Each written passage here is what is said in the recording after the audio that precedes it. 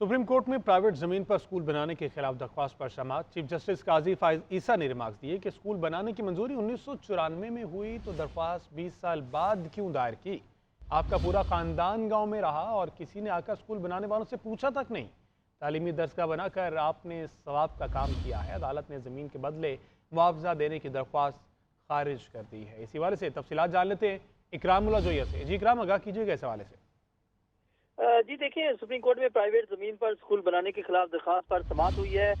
कोई खुद से आपकी जमीन पर कैसे स्कूल बना सकता है, चीफ जस्टिस की जानिब से कहा गया। आपने सरकार से कहा होगा तभी आपकी जमीन पर स्कूल बना होगा। चीफ जस्टिस ने ये रिमार्क्स दिए हैं, जिस पर चीफ जस्टिस ने कहा कि लोग तोहफे में अपनी जमीन देकर वहाँ दरगाहें बनवाते हैं।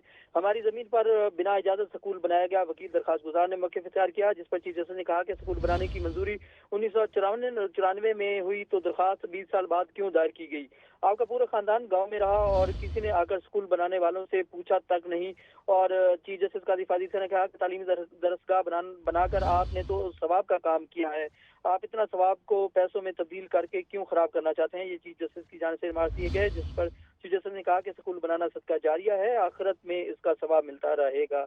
और सुप्रीम कोर्ट ने नेमतुल्लाह की जमीन के बदले मुआवजा देने की दरखास्त खारिज कर दी। और तालीमी दरगाह डेरा समील खान के नवाही इलाके लाखरा में बनाई गई थी और चीफ जस्टिस काजी फाइज ईसा की सरबराही में 2 रुकनी बेंच ने केस ठीक है, बहुत शुक्रिया इकरामुल्लाह जोया।